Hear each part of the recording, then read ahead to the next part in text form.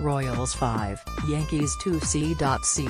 Sabathia took his first loss in his last 16 starts, dating to August 19. Credit Biggerstaff USA Today Sports, via Reuters. Kansas City, Missouri. It may have been the 7 days between starts, or perhaps the bizarre travel delay the Yankees endured in suburban Washington from Wednesday night into Thursday morning. Either way, Sabathia lacked his usual effectiveness on Friday night against the Kansas City Royals, a team he had beaten 21 times, more than any active pitcher except Justin Verlander. 2 early misplays by second baseman Gleyber Torres, one ruled an error, one not, led to 3 runs and the end of a long unbeaten streak by Sabathia. He lasted 5 innings in the 5-2 loss, allowing 4 runs, 2 of them earned, on 4 hits in his first defeat in his last 16 starts, going back to August 19. Sabathia had not lost at Kauffman Stadium in 5 previous starts as a Yankee,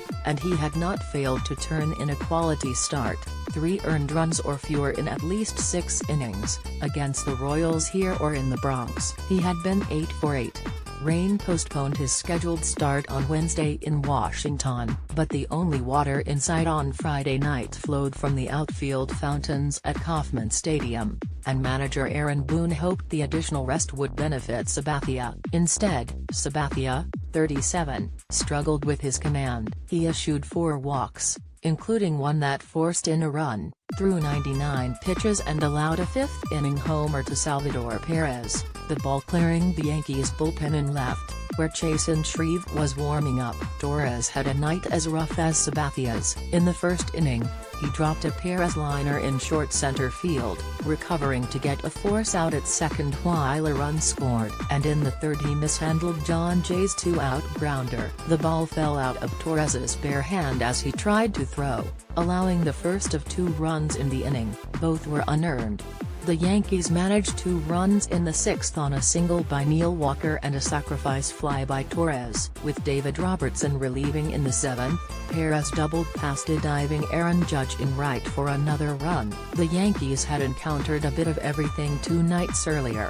While trying to depart for Kansas City, they ended up doing what is more common for everyday flyers than it is for professional athletes: sleeping at the airport. Mechanical and labor issues grounded the Yankees' charter at Dulles International Airport overnight. It did not take off until about 9:30 a.m. Eastern on Thursday, when the Yankees had a scheduled day off. "Life happens every now and then, and plans get off kilter," Boone said on Friday. The Yankees were already thrown off by rain in Washington. Tuesday's game against the Nationals was suspended after 5.5 innings with the score tied, 3-3. Then the resumption of that game and Wednesday night's scheduled game were both postponed, and rescheduled for June 18. The Yankees boarded their charter for a 10 p.m. departure, but an engine problem forced the 60-person traveling party to change planes. By the time the second plane was ready, the flight crew had reached its federally mandated limit of time on the clock without rest. It could not fly the plane, and no other crew was available. Image Gleyber Torres, the Yankees' rookie second baseman, lost control of the ball in the 3rd inning, allowing an unearned runs to score. Credit Biggerstaff USA Today Sports, via Reuters. With hotels in the greater D.C. area booked because of multiple events, the Yankees could not find enough space. With a minimum of grumbling, players stretched out to sleep on the plane or in the lounge at the terminal. Judge, who is 6 feet 7 inches, chose the plane.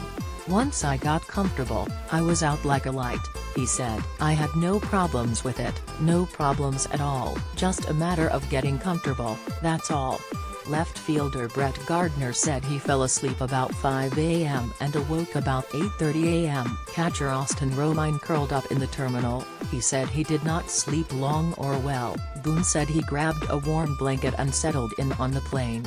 "I actually ended up with 6 or 7 hours sleep, believe it or not," he said. "It was a little odd waking up and going, 'Oh, we're still here.'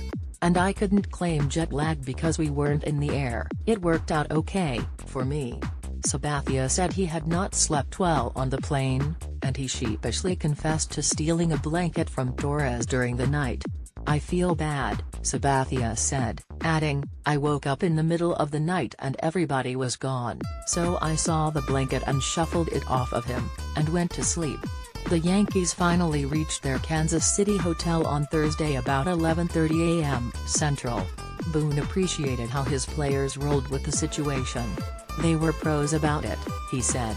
"There wasn't a lot of griping, the guys just kind of laughed it off. I'm proud of the way they handled it. The most important thing is, we got here safe, and we had a day off on the backside of it. Hopefully it's something we'll look back on and laugh at." But there was reason to wonder whether a crazy stretch had affected the Yankees on Friday, when they played their first full game since last Sunday's rain-delayed win against Oakland. "With the layoff, I don't know," Boone said. "I thought we were well rested, too. We didn't get that big hit to kind of push us over the top, and we didn't make a couple of plays on defense that cost a lot of pitches. We were a little bit sloppy, but whether that's because we had a couple of days off, I don't know. I don't think that's the case." Inside pitch Estevan Florial, a center fielder at Class A Tampa and one of the Yankees' top prospects, needs surgery to repair a broken hamate bone in his right wrist, manager Aaron Boone said. He could miss up to 3 months. Florial hurt the wrist in a game on Thursday night. Boone had a similar injury in 2001, while with the Cincinnati Reds. He was hit by a pitch and was out a month. "Hopefully it's just a little break in the action for him and he'll be back for most of the summer," Boone said.